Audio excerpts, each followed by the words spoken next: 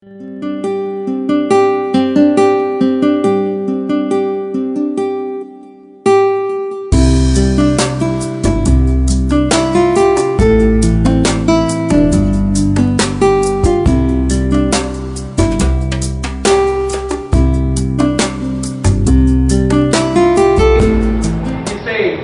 what John said. Pero, pagkatugma ito, sabi ko sa next Wednesday, hindi ko maaala-ala. Sorry about that. But the point is, merong mga pagkakaiba ang pagkasalaysay, but they are telling the whole truth. Lord willing, maalala ko and tell you. Because of these limitations of man, God's providence and special interventions work on the writers of the Bible, whom He inspired by the Holy Spirit for them to write the Holy Scriptures, no? And yan ang sinasabi sa 2 Peter 1:21. For the prophecy came not in the old time by the will of man, but holy men of God spake as they were moved by the Holy Ghost, the Holy Spirit. And then 2 Timothy 3:16, that all Scripture is given by inspiration of God and is profitable for doctrine, for reproof, for correction, for instruction in righteousness. Next slide, Brother June. So, limitado yung mga sumulat. Pero yung pagsulat nila ay bagamat nandun yung mga limitations nila, yet the Lord used all those limitations and He inspired those writers to write the Word of God. Okay.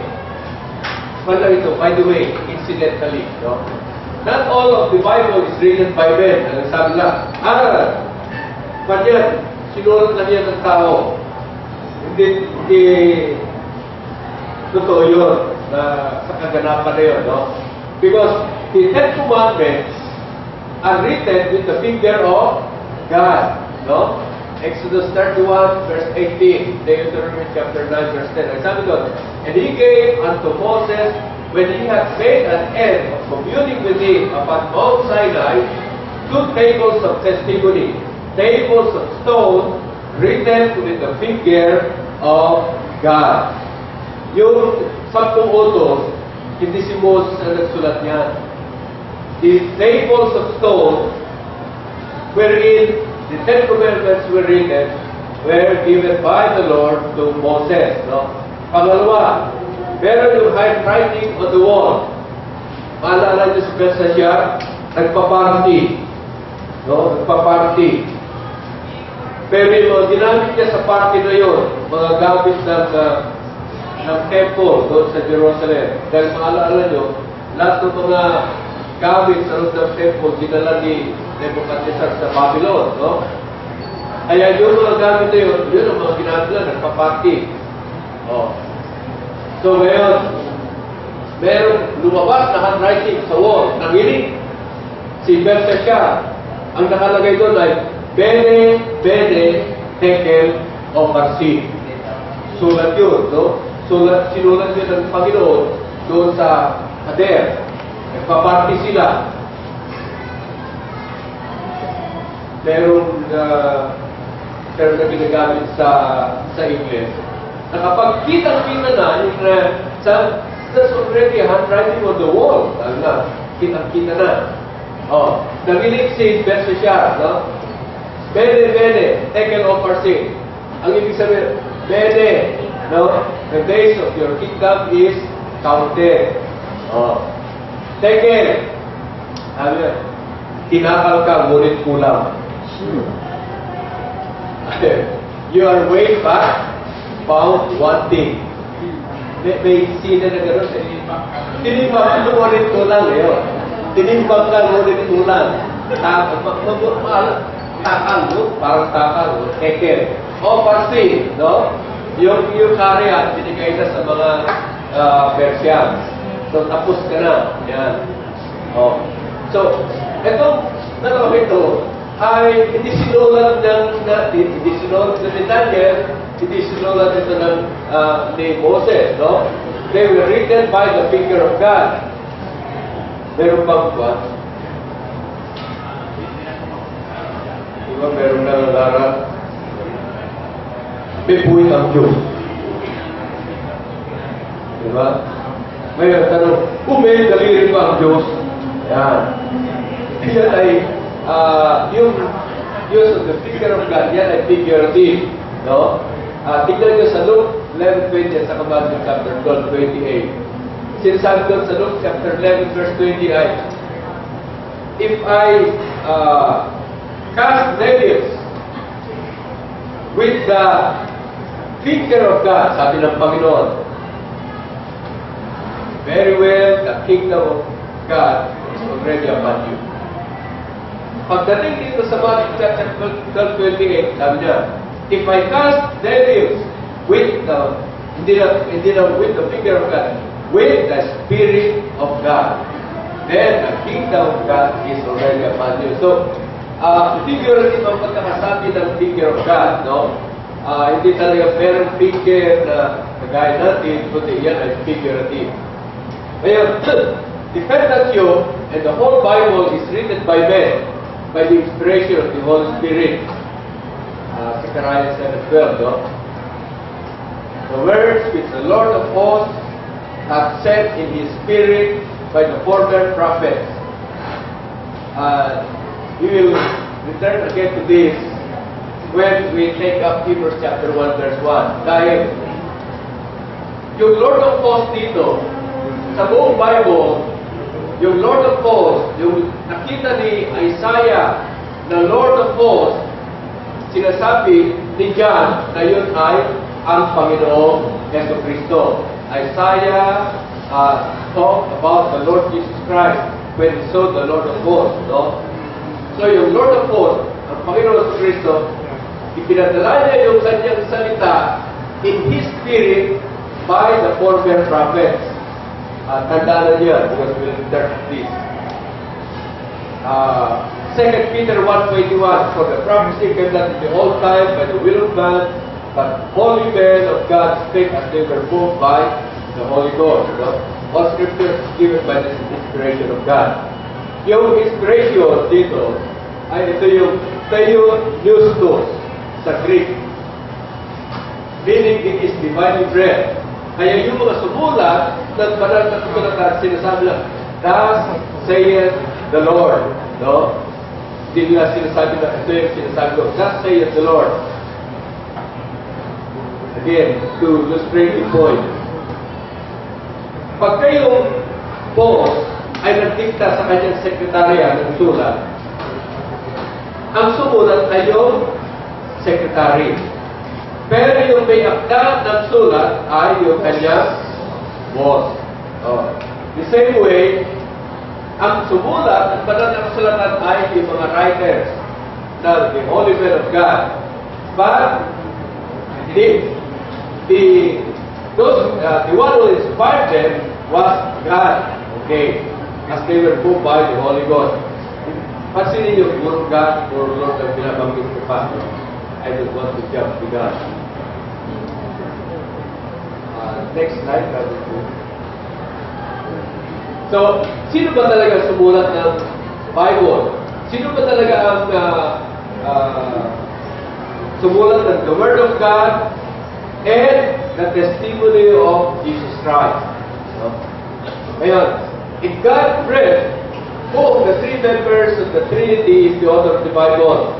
Sabi, the Father, Hebrews chapter 1 verse 1. No? God, who in sundry times and in diverse manners spake in the time past to the fathers through the prophets. Okay. But in these last days, He has spoken unto us through His Son. So yung God doon ay God the Father. No? So, yung lumang tipan, mukhang Father ang namumusa. Di ba? Ngayon, doon din sa 2 Peter chapter 1 verse 21, they were moved by the Holy Spirit. So, ang Holy Spirit ang author niya. Ayan, sabi na. Yung iba naman, sabi, ang Father ang sumulat ng Old Testament at yung anak ang sumulat ng New Testament. Dahil But now in these last days, He has spoken unto us through His Son, Jesus Christ. So, okay, alin ngayon yan? Alin sa kanila? Okay. The Bible is a book of faith. Makita niyo yan sa inyo. The Bible is a book of faith. The Bible is written by the righteous who live by faith. For the righteous shall live by faith, sabi sa Romans 1:17. Ito yung mga sumulat na nakasulatan dito, no? Na tinatawag natin na Bible, na book of faith. Ngayon, sabi sa Bible, faith comes by hearing, and hearing the Word of God. Romans 10:17. Ngayon, since Jesus is the author of our faith, Hebrews chapter 12, verse 2, and faith comes by hearing the Word of God, therefore, the author of faith is also the author of the Word of God, the Bible. So the Lord Jesus Christ is the author of the Bible. No? Therefore, the Word of God is the testimony of Jesus Christ. Next slide, Brother Jude. Another consideration. The eternal covenant. Yung merong walang hanggang kasunduan sa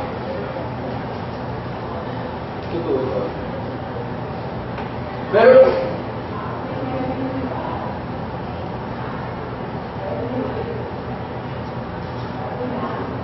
ilang slide yan? 8. Pwede. Okay. Pakibalik. No. Pakibalik. I just wanted to know kung natapos ko yun. Yan. Yan sa merong eternal covenant, no? Kung yung pag-aralan yung eternal covenant na yan, makita nyo na all for Jesus yung covenant na yan. Yung Hebrews chapter 13, verse 20, talks about the blood of the everlasting covenant. Na dito, sinasabi, merong God of peace at merong Lord Jesus, the great shepherd of the sheep. No? At yung great shepherd of the sheep ay nagtigis ng dugo ayon sa banal na ayon sa walang hanggang kasunduan. Sa mga tuwid, merong walang hanggang kasunduan dito na merong Diyos Ama, the God of peace, na siya bumuhay muli, rose again from the dead, or Lord Jesus, again, I don't have time, pero ang isang katanungan dyan, sino ba talagang bumuhay kay Jesus? I don't have time to do that, but you answer that, we can get it from here, no? 9:14, how much more shall the blood of Christ, who through the eternal Spirit offered Himself without spot to God, first circumcised from dead works, to serve the living God. Okay. Ngayon, itong 9:14, meron ding eternal Spirit dito na siyang pinagdarausan ng pagkakahandog ng katawan ng Panginoon sa Kristo. No? So, ihandog niya ang kanyang katawan doon sa Diyos Ama. So, merong Diyos Ama, Diyos Anak, at Diyos Espiritu Santo na nagkakasundo doon sa walang hanggang kasunduan na yan.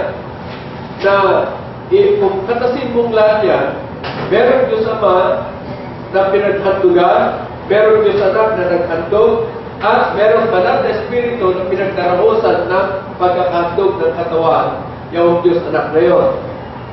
At dahil yan, walang hanggang kasunduan na yan, na napagkasunduan na itong Diyos Anak na ito, na siyang mag-aalay ng kanyang katawan hanggang kamatayan sa pagkakatigis ng kanyang dugo, no? Because this was done in eternity, sabi nga sa lahat ito Hebrews chapter 5 verse 9, sabi nga, and being made perfect, He became the author of eternal salvation unto all that obey Him.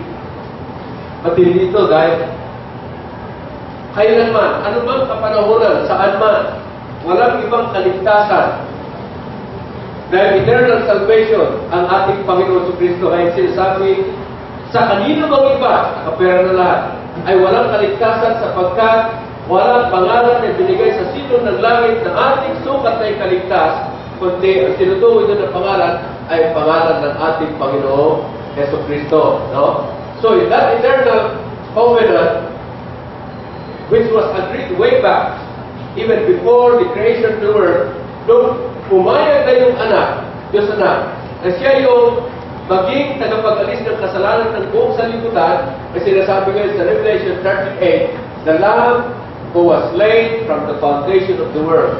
In other words, when the eternal covenant was forged, it was good as God. Ganyan. Ganyan katiyak ang salita ng Panginoon. No? That heaven and earth shall pass away, but my word, sabi ng Panginoon, shall not pass away.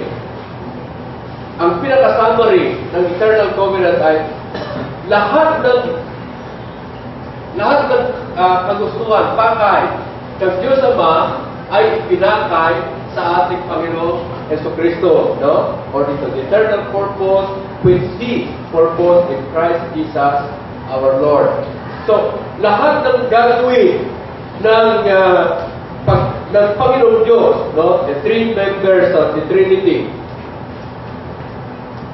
ang nag-execute nito ay ang Panginoon Kristo. So, the essence of the eternal covenant, the eternal purpose of God was committed to the Son, for the Son to execute the eternal purpose of the Father through the Holy Spirit. Kaya, yung doon pa man sa kawalan ng God, hindi pa nalalang sa liputan, noong nagkakasundo na ito ng Yesu Kristo na ito, ang siyang Diyos anak na ito, ang siyang gaganap na lahat ng pangay ng Diyos, siya'y hinirang na. No? Kaya siya ang tinatawag na the eternal Christ. That's why in Hebrews chapter 1 verse 8 to 9, sinasabi doon na therefore thy God has anointed thee with the oil of gladness above thy fellows. So doon pa man, yung usapin dito sa Hebrews chapter 1 verse 5 hanggang verse 12, yan ay sa walang hanggan, no? Yan yung larangan ng pagsasakta dyan, pag-uusap. So, even in eternity, Jesus Christ was already the anointed one. Dahil nung enforce yung eternal covenant na yan, Jesus Christ, or God the Son, needs to be anointed. Sa Bible, lahat ng mga propeta, hari, no? Lingkod ng Panginoon, mga priest, lahat sila, bago ganapin yung kanilang tungkulin, they have to be anointed. So, nung ang Panginoon Kristo, pumayag na siyang gaganap ng tungkulin bilang siya yung kordero ng Diyos na mag-alis ng sanlibutan, ng kasalanan ng sanlibutan, inanoint na siya kaagad. Kaya siya yung the eternal Christ, even in eternity, so that the Son functions as all in all.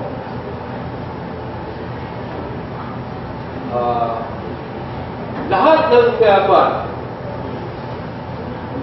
noong ang Diyos Ama ay gusto niyang mapasa atin ang lahat ng mga bagay. Hindi siya mismo ang nagbigay nito, kundi ibinigay niya ang lahat ng itong mga pangangailangan natin sa pamamagitan na kay Kristo Jesus, no? Romans 8:32. He who spared not His Son, but delivered Him up for us all, how shall He not freely give us all things in Him? No? Binigay niya sa atin ang lahat ng mga bagay sa pamamagitan ng Panginoon Kristo. No?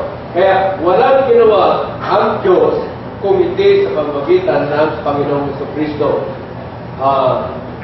Dahil yan, next slide, Brother Hugh. Dahil yan, because of that eternal protocol, no? Walang ginawa ang anak kundi ang kalooban ng Ama. Yan na yung mga verses, no? For I came down from heaven not to do my own will, but the will of Him that sent me. For 34, no? Sabi na, my will is to do the will of Him that sent me. Dahil yan, dahil walang nais ang gusto ang anak kundi ang kalooban ng Ama, because of this commitment of the Son, the Father is pleased with the Son Kaya sabi ng Diyos Ama, "This is my beloved Son, in whom I am well pleased. Hear ye Him." Pakinggan niyo siya. Dahil lahat ng kapahayagan ng Diyos ngayon ay ipinapahayag sa pamamagitan ng Panginoong Jesucristo. Yan yung eternal protocol. So the Father anointed the Son with the Spirit, all of gladness, without measure. John 3:34, no? In eternity. Hebrews 1:8-9, John 3:34. For he whom God hath sent speaketh the words of God, for God giveth not the Spirit by measure unto him. Hindi tipid na tipid ang pagka-anoint ng Panginoon sa Kristo, kundi yung buong banal na Espiritu ang pinag-anoint sa ating Panginoon sa Kristo. He was given the Spirit without measure. So even before Jesus started his public ministry, the Father has anointed him to preach the gospel, to preach the acceptable year of the Lord. No? Luke 4:18-19, Matthew 3:16-17. No? The Spirit of the Lord is upon me because He has anointed me to preach the gospel to the poor, He has sent me to heal the brokenhearted, to preach deliverance to the captives, recovery of sight to the blind, to set at liberty that are bruised, to preach the acceptable year of the Lord. So, yung preaching sa Bible ay ginawa ng Panginoon sa Kristo sapagkat siya ay anointed by the Holy Spirit. Therefore, all prophecy is God's declaration, affirmation, assertion, the truth, and negation of falsehood, and a statement of conditionality. Whether in the Old Testament or in the New Testament, is the Son's testimony. No? Sabi ko na lahat. No? Revelation 19:10, Revelation chapter 1, verse 1-2, the revelation of Christ which God gave unto him, and to show the servants things which must shortly come to pass, which he sent and signified by his angel unto his servant John, who bear the word of God and the testimony of Jesus, and all the things that he saw. No? John 1:18, walang nagpahayag, no? Walang nakita sa Diyos. No one has seen God at any time, but the only begotten of the Father, who is in his bosom, he has declared me. No? Yan yung sinasabi sa Matthew 11:27. Walang nakakilala sa anak, kundi ang Ama, at walang nakakilala sa Ama, kundi ang anak, at sa lahat ng kanyang pagpapahayagan sa Kanya. Bakit? Because the image of the invisible God is the Lord Jesus Christ. This will all be posted in the website. You can look up to these verses. I-review nyo lahat yan. If there's a question, you can raise it next week. The Trinity works through the Son, for Christ is the wisdom and the power of God. Kaya yung buong kapahayagan ng Diyos ay pinahayag sa pamagitan ng Panginoon sa Kristo dahil Christ is the wisdom and the power of God, and that's the reason why we do not subscribe to the teaching na si Kristo merong hindi alam. Hindi niya alam kung gano'n siya babalik. Ito yun. Because He can never be the wisdom of God if He does not know anything. If He does not know just even one thing. No? Okay. Under the eternal protocol, the Trinity cannot act unless it is through the Son. Therefore, all prophecies and declaration of will of God the Father came to us through the testimony of Jesus, of the Son Jesus Christ, which was written down by holy and righteous men through the inspiration of the Holy Ghost. This is our Bible, the written Word of God, the compilation of 66 books of the Holy Scriptures. Next slide, Brother Jude.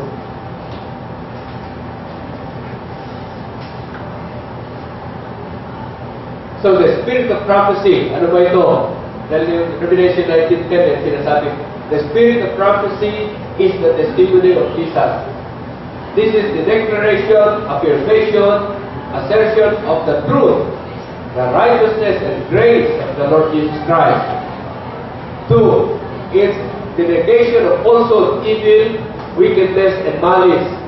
3rd, it is the statement of the conditionalities of God. Yung Bible natin, nagpapay na pinapakita niya the way of the righteous against the way of the wicked. With the conditionality of Jesus that Therefore, the ungodly shall not stand in the judgment, nor sinners in the congregation of the righteous. These are the righteous, these are the sinners, but justified in the blood of Jesus Christ. For the Lord knoweth or approves the way of the righteous, but the way of the ungodly shall perish. Ito yung conditionality ni Jesus, no? Kung ikaw ay mabuhay ng matuwid, ikaw ay nasa pagpapala, nasa pabor ng Panginoon. Subalit kung ikaw ay nabubuhay sa kalikuhan, ikaw ay mapapahamak. No? That's the conditionality of the Lord Jesus Christ. Kaya, ang Panginoon Jesucristo, He came to proclaim the truth, righteousness, and grace. He came to proclaim also falsehood, evil, wickedness, and malice.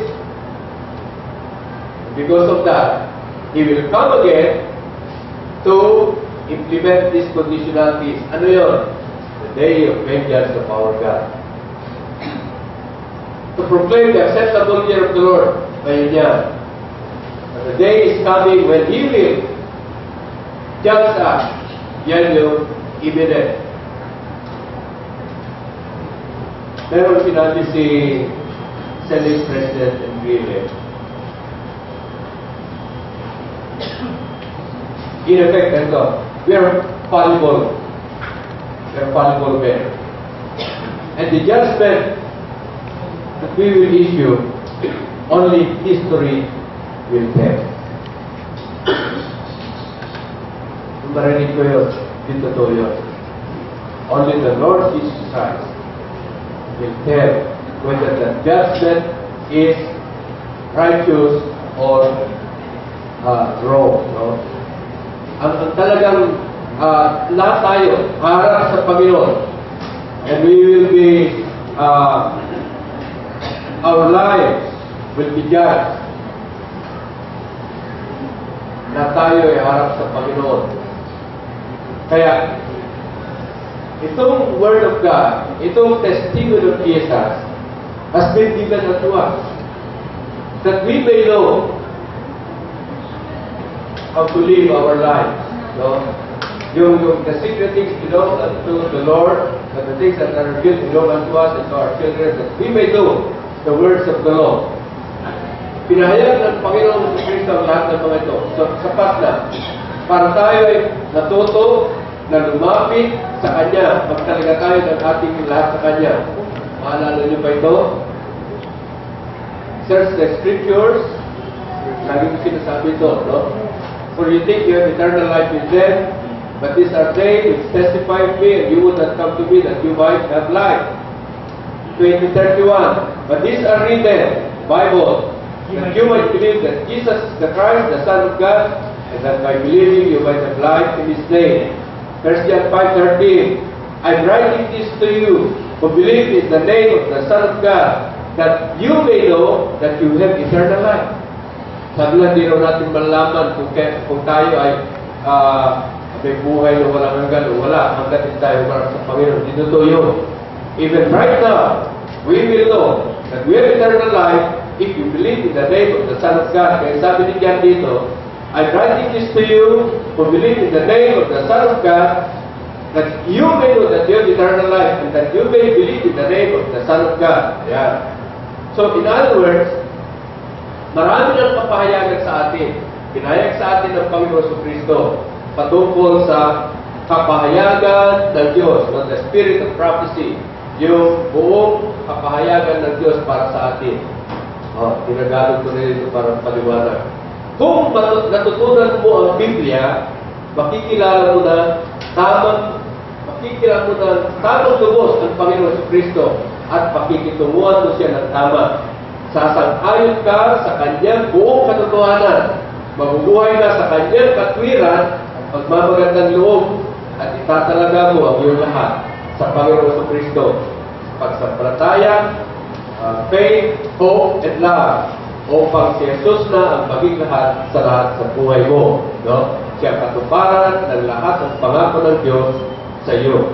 Sa iyong sambahayan, sa iyong lahat.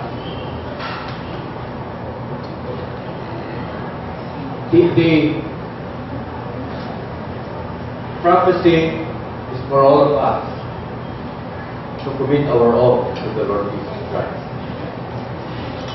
Yung eternal covenant, Lord willing, nagkaroon pa natin yung discussion. Makita nyo, the three members of the Trinity nakapokus kay Jesus, yung kanilang, lahat ng kanilang decision, disposition, no? At dapat, kung gano'n, lahat itong nilalang naman, nakapokus din ang lahat sa Panginoon Kristo. Because from God to creation, sa Panginoon Kristo dadaan. From creation to God, sa Panginoon Kristo ang dadaan. So, you cannot mix the Lord Jesus Christ. No?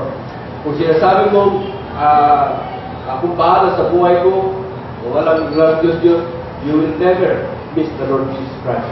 Time comes when you will have to bow down your knees and proclaim that He is the Lord of your life.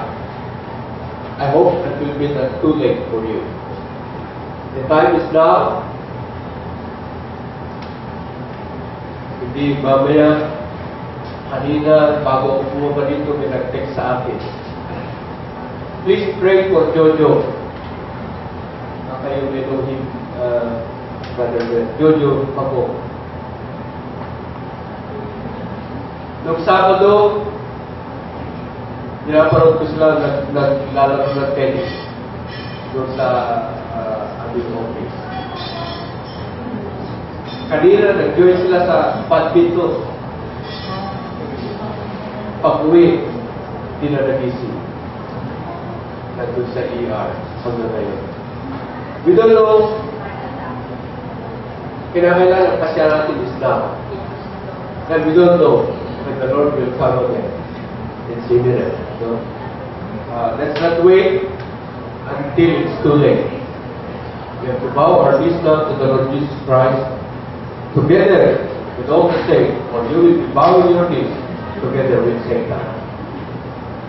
So, I hope, or I close this session with the hope that every one of us will have committed our lives to the Lord Jesus Christ. Tayo lahat ay dalangin. Panginoon Jesus, hawak ko po ang aming lahat, hawak ko po ang aming buhay. At ikaw, Panginoon, may kapasyahan ng lahat. Hindi namin maaaring baliin ang iyong kalooban sapagkat ang kalooban ng Diyos ang siyang natutupad. Ang kailangan lamang namin, Panginoon, ay sumang-ayon sa iyong kalooban na pinahayag mo sa pamagitan ng iyong banal na salita. Upang kami, Panginoon, ay magkaroon ng kaligtasan. Ikaw ay naparito upang iligtas mo po kami, akayin po kami sa tamang landas ng katwiran, hindi po sa landas ng kalikuan.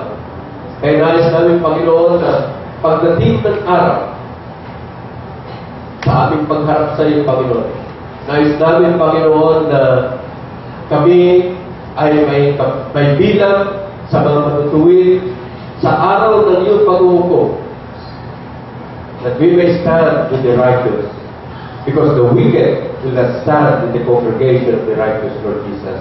Lord, may you count us in as we put our faith, hope, and love on you, Lord Jesus Christ. And while we also commit our all to you, Lord Jesus, you have committed yourself also to be the fulfillment of all the promises of God for us. And so, Lord, whatever be the need of any one of us and every one of us, may you be the fulfillment of the best life for each and every one of us. For you came that we might have life and that we may have it more abundantly. All this we pray in your most precious name, Lord Jesus Christ. Amen. The Lord bless you all. That revelation.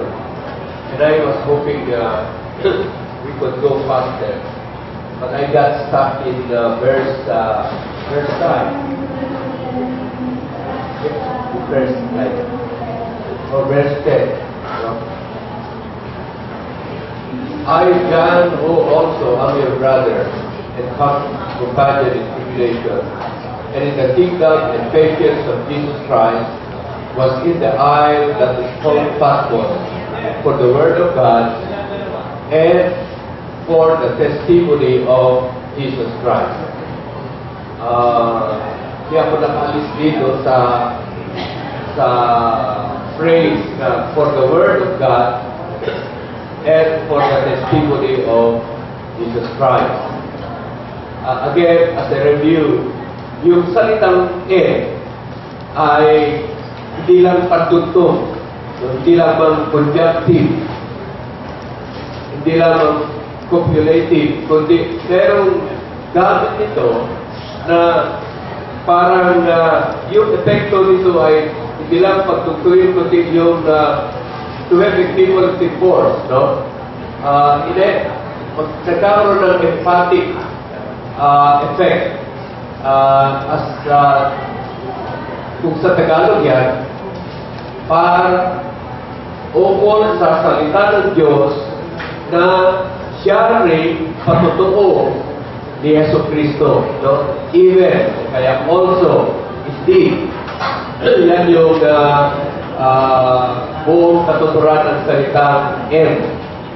At hindi lamang pangtugtong yan, no? Kundi yan ay nagbibigay ng diin, emphatic, that the Word of God is also the testimony of Jesus Christ. Binigyan ko ng diin dito dahil maraming nagsasabi na ang author, not only the book of Revelation but the whole Bible, ay yung Diyos Ama. No? Pero hindi nagsasabi na, hindi, banal na Espiritu.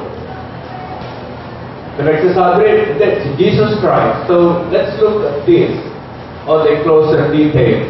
Hindi masyadong extensive yung pagka-discuss ko dito dahil the very limited time that we have. So, nag-concentrate lang po sa following slides. Ang tanong ay, why do we say that the Word of God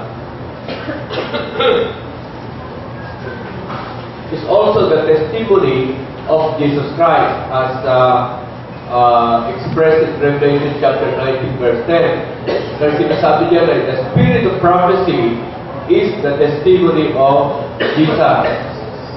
Again, pag sinabing prophecy, hindi lamang sasabihin ko ano mangyayari sa hinaharap, kundi ang buong kahulugan ng prophecy ay pagkakahayag ng buong kalooban ng Diyos. No? So, to express the whole will of God is to express it by a word. And the Bible says that that word of God is the testimony of Jesus Christ. Kaya siguro sa isang dako, ang Panginoon Kristo ay tinawag na Word of God. So, the beginning was the Word, and the Word was with God, and the Word was God. Okay. Kaya tinatawag na siya living Word of God. Dahil hindi lamang siya nagpahayag ng salita ng Diyos, kundi siya mismo ang kapahayagan ng Diyos. We'll take that up as we go on. Who is the author of the Bible? Meaning the 66 books of the Hebreo, Judeo, canonical, Christian canonical Holy Scriptures. So yan yung ating talakay ngayon. And that's why I got stuck with Revelation chapter 1 verse 10. But Lord willing, let's try to move faster next week. Next slide, Brother Bruce. Okay. Merong mga tanging katangian ng Bible. I only mentioned a few here, although makabasa niya. Pero I only mentioned these things that would help us in our discussion. I left the others out. Una, the Bible was written portions after portion, no? Hindi kaagad nasulat ito ng pinsanan, no? Portions by portions in different distant places, in diverse manners, and at sundry times, no? Yan yung sinasabi sa Hebrews chapter 1, verse 1. God, who in sundry times and in diverse manners, spake in the time past to the fathers through the prophets, no? So, diverse manners, iba't ibang kaparaanan, sundry times, iba't ibang kapanahunan, no? At yung mga dako ng pagkakasulat nito ay magkakalayo, no? Pero nasulat sa Palestine o sa Judah o kaya sa Israel, may nasulat sa Babylonia. So, iba't ibang mga iba't ibang mga dako ang pagkasulat nito. At maraming mga nasulat patungkol sa Bible na hindi nagkikita-kita yung mga sumulat sapagkat iba't ibang mga panahon, ibang mga dako ang kanilang pinagsulatan ng iba't ibang bahagi ng banal na kasulatan. And they say that there are about 40 human writers, no, of the Bible. Yung period ng pagkasulat niyan ay from 1,500 before Christ BC and about 100 in the year of the Lord, Anno Domini, no? So, if you add that all up, mga 1,000, mali ang computation ko. That should have been 1,600 years, no? From 1,500 BC to 100 AD. So that should be about 1,600 years. A span of more than 1.5 millennium. So, yan yung sinasabi sa Isaiah chapter 28 verse 10 na yung sinasabi, for whom shall you teach knowledge? For whom shall you make them to understand the doctrine? No? So, sabi yun si Isaiah sa 28 verse 10, for precept must be upon precept, precept upon precept, line upon line upon line, here a little, and there a little. So, yung pagkakasulat ng banal na kasulatan, pagkakalahan ng kapahayagan, kalooban ng Diyos, ay hindi agaran na pinsanan, kundi ito ay sinulat sa iba't ibang kapanahunan. At ito ay pinagsama-sama na siya natin tinatawag ngayon na the 66 books of the Hebreo, Judeo, Canonical, Holy Scriptures. Okay. Point number two. The entire Bible is the word for word literally recorded, yet unerring, infallible, historically but progressively unfolding. Yan sinasabi natin kanina sa unang paragraph, no? Progressively unfolding, it is now already completed to be sufficient revelation of the whole truth of the Almighty Lord God to His whole creation, no? So, bagamat ito ay bahagi-bahagi na naisulat, subalit ngayon ay kumpleto na, no? Now, a complete compilation of the 66 books, no? At ito ay sapat ito na binigay ng Panginoon Diyos sa atin upang maalaman natin ang mga dapat natin maalaman. Hindi lahat ng karunungan o kaalaman ng Diyos, the wisdom and the knowledge of God, is given to us. Hindi lahat yun. Hindi natin kaya yun. Dahil ito lang naman Bible ay we need a lifetime to be able to learn a portion of the overall knowledge and truth revealed by the Lord through the Bible, no? So, sapat na ito para pag-aralan natin. Yung mga iba, pinagdedebatehan pa nila. Kung nasaan si Kristo, pagkatapos nung siya'y lumalaki, pagkatapos na, because from the time they went to Jerusalem for the feast of the Passover, and then we had the debate with the doctors of the law.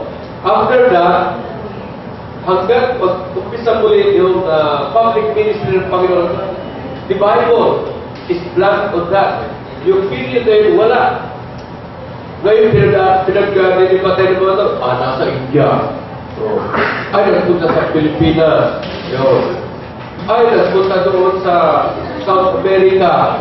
Yan, mga ganyan. So, ito lang Bible na ito, hindi natin mapag-aralan na gusto kung ano-ano pa mga pinag-nilipatehan. So, sabi niya, the secret things belong unto the Lord our God, but those things which are revealed belong unto us and to our children forever, that we may know all the words of this law. No? Dito pala, hindi natin na masunod kung ano pang mga pinag-nilipatehan. Next slide, Brother Jude.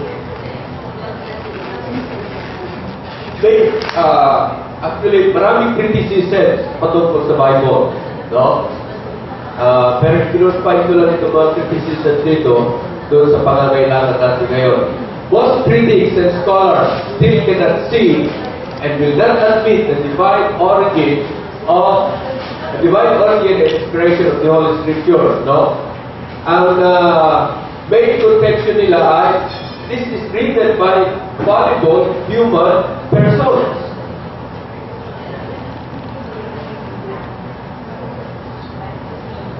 So, hindi nila matanggap ay they cannot accept the message, teachings, commandments, the covenants, and the promises of the Lord God in the Bible. No? Dahil tulad niya lang yan ng tao. So, meron kahit mga theologians noong una, no, yung mga nag-aaral ng Bible, ay kasama, along with the critics, they said that Moses was not even the writer of the Pentateuch, yung first 5 books, no? Pagmula sa Genesis hanggang sa Deuteronomy, those are the first 5 books.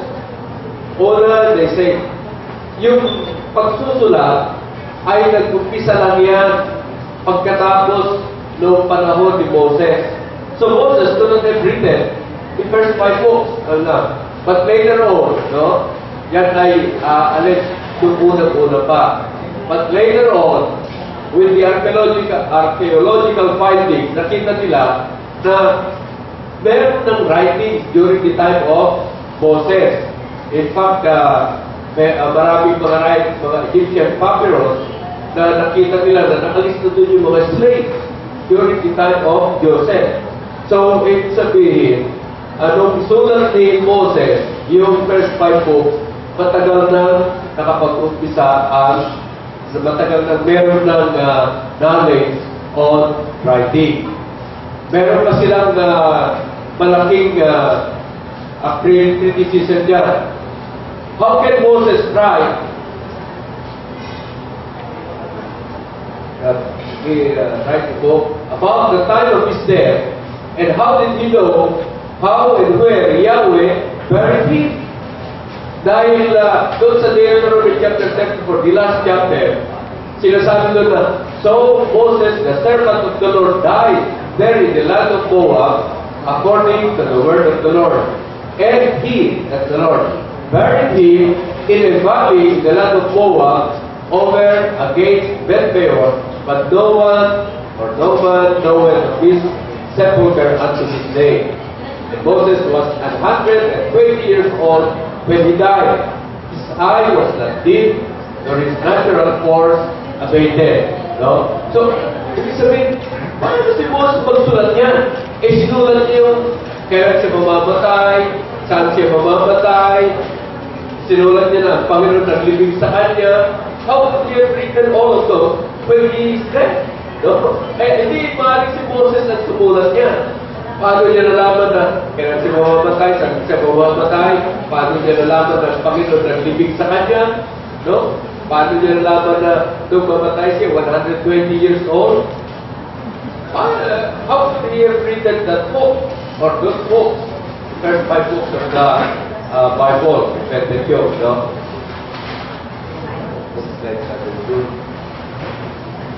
Kaya, diyan natin makita na mayroong special intervention ng Diyos sa pagsusulat ng banal na kasulatan. notice, laging ang sinasabi ko lang ngayon, Lord God, God, ang sumulat ng banal na kasulatan.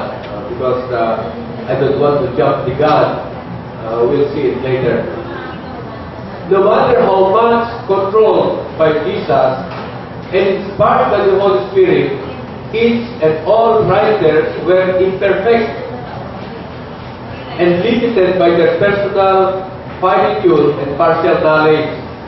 Tanggap natin yan. Lahat yan, sumulat, merong fallibility, merong limitation, no? Ang kakayahan. So, on their own, they could not write the Bible as being the infallible and erring Word of God. So, admitted yan, dahil pati sa Bible sinasabi, for we know in part, and we prophesy in part. Thus, many times, they were not able to fully grasp the entire impact or significance of the revelation of the Almighty Lord God to them. No? Isang topic lang muna dito.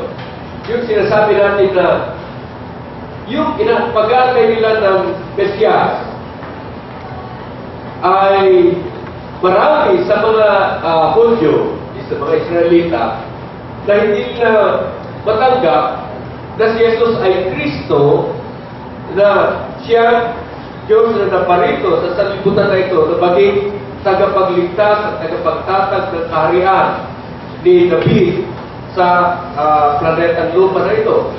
Why? Because paano na si Jesus yun? Dahil si Jesus pinanganak ng anak ng karpintero o lumaki sa Nazareth. Parang sinabi, pero magmabuti na manggaling sa Smoky Mountain. Kaya yun yung katuturan ng Nazareth doon sa kanila. Yung lugar na yan, depressed area na yan. Mga squatters na nakatira dyan. Diyan maggaling ang Kristo, diyan magagaling hari ng Israel, diyan magagaling yung anak ni David. It cannot be. Yan. So, ang tingin nila kay Jesus, hindi yan yung hari. Hindi yan yung hari. Because what they saw was the glorious coming of the King who will set up his kingdom that will continue the kingdom of David in the land of Israel. Again, noong panahon na yan, yan na yung panahon ng the times of the Gentiles. No? Ang hari, nag-ahari ngayon sa lupain ng Israel ay iba't iba na. No? Una, sila Nebuchadnezzar, Babylon. Pangalawa, yung mga Medo-Persians. No? Sila Darius, sila Cyrus. Pangalawa ay pangatlo, yung mga Grecians, no? Panahon ni Alexander the Great. Pagkatapos yan, the Romans. Yan yung panahon, no? Ang Panginoon Kristo, yung Diyos Anak, ay nagkatawang tao. So, nawala na yung kaharian ng Israel. Long time ago, when they were exiled. Yung northern kingdom was exiled to Assyria. The southern kingdom was exiled to Babylon. So, nawala na. Even though they were able to restore Jerusalem, even though they were able to restore building the temple, yet the kingdom of David was not yet there. So, ang inaantay nila ay yung Kristo na pagtatag ng kaharian dito sa Israel na ito. So, nung ang Panginoon Kristo ay naparito, una, sabi ni John the Baptist, is the voice crying in the wilderness, preparing the way of the Lord, make His path straight. Yun ang announcement, no? Na binigay through the prophet Malachi na yung si Elijah ay darating upang ihanda ang daan ng Panginoon. At yung Elijah na tinutukoy yun ay si John the Baptist, in the spirit of Elijah, prepared the way of the Lord. No? Sabi niya, preparing the way of the Lord, make His path straight. pagkatapos nangaral si John the Baptist, nangaral siya na, repent, for the kingdom of God is at hand. No? Andito na yung kaharian ng Diyos. No, ang Panginoon Kristo ay mangaral, repent, give, for the kingdom of God is at hand. Darito na, itatatag na yung kaharian. Hindi nila tinanggap. The kingdom was rejected. And that's the reason why the Lord Jesus Christ in Matthew chapter 13 told of the kingdom of God in terms of parables. No? Dahil ayaw nila naman. They have eyes, but they don't want to see. They have ears, but they don't want to hear. So, ginawa ng Panginoon, nangaral siya ng kingdom of God doon sa kanyang mga lagat in terms of parables, so that those who refuse to see, those who refuse to listen to the teaching of the kingdom of God by the Lord Jesus Christ will not understand. Ang mga kaintindi lamang ay yung mga lagat ng Panginoon. No? So, hindi nila tinanggap. Hindi yan yung paghahari sa amin. In fact, nung may pako ang Panginoon, we have only one king, and that's Caesar. Caesar, no? They did not see that the Christ should come first as a suffering servant before His glorious coming. Ay sabi dyan sa 1 Peter chapter 1, verses 10 to 12. The prophets were searching and searching and searching. They were inquiring of the time of the coming of the Christ as prophesied by the Spirit of Christ. No?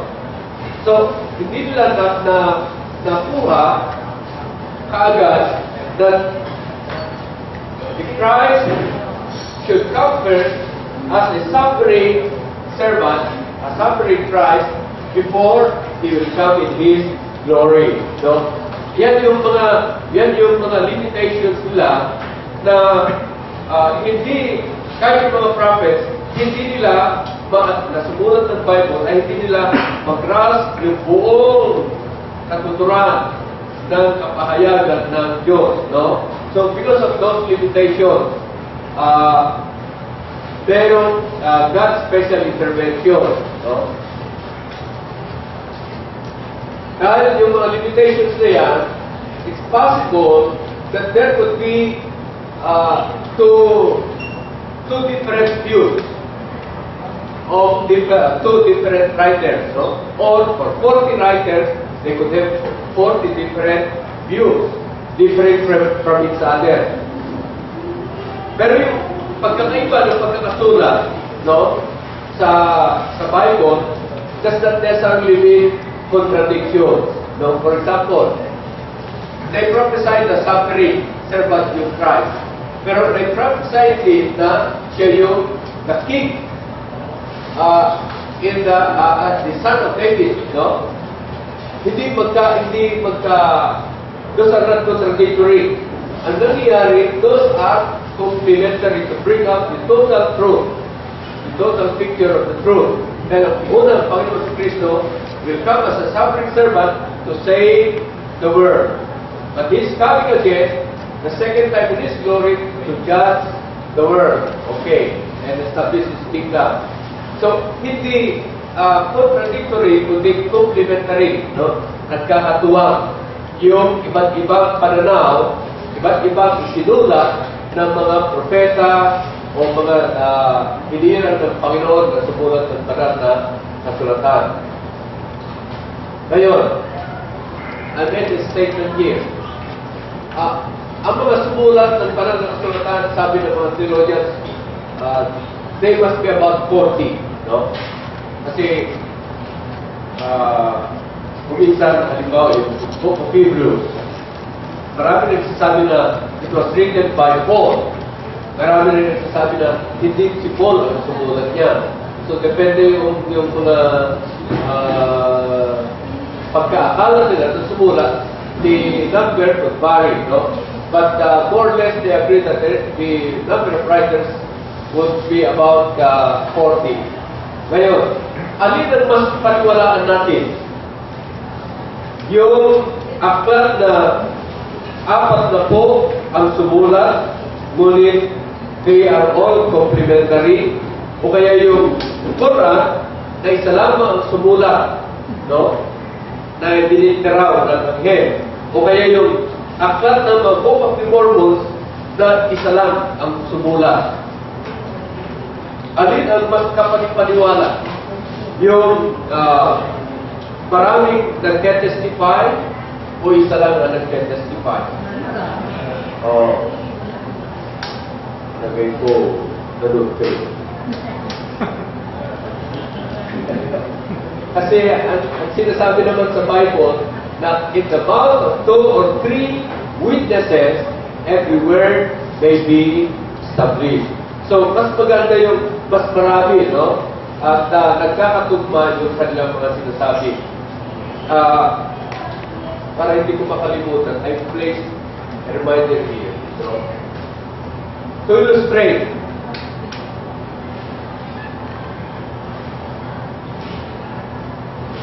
tatlong mga lalaki nakatanaw sa bilog na buwan, almost. Yung isa, ang tingin niya ay, katapusan na ng buwan. No? Because, yung isang buwan ay, you have to go through the whole cycle of the different phases of the moon. No? Pag nakikita niya yung kabilugan ng buwan, we're about to end the month. Yung isang tao naman, ang tingin niya, ay parang lang yun eh. Nag-emit, isang heavenly body na nag-emit ng light. Okay. Third man, ang tingin niya, yan ay nagre-reflect ng ilaw ng araw papunta rito. Hindi balik yung mga pinagsasabi nila. But if you sum them all, they are all complementary to each other, giving us a full picture of the truth. No? So, ganyan din yung Bible. No? Iba't ibang mga pananaw, pero na nilalahat yung kabuuan ng katotohanan ng salita ng Diyos. We had also an example, was that last week? Hindi dito. Sa sermon ko. No? Yung aklat ni Matthew, aklat ni Mark, aklat ni Luke, ang tawag dito ay synoptic gospel. No? Sing together. Optic viewing or seeing. Synoptic, sing together. Kung tignan mo yung aklat ni Matthew, Mark, and Luke, ihanay mo yung mga sinulat nila, nagkakatugma, no? Pero kapag yung aklat ni John, these are all the Gospels, ha? Yung aklat ni John, pag ihanay mo sa kanila, iba, no? Kaya hindi kapilang ang aklat ni John sa mga aklat ng tatlong evangelista na ito, na si Matthew, Mark, and Luke. Okay. Ngayon, ang pagkakaiba nila na hindi magkakaiba. Ang pagkakasalaysay nila ay magkakatuwang. What was my illustration? Merong sinabi, itong tatlo, I can't recall, I'll try to look up my notes. No?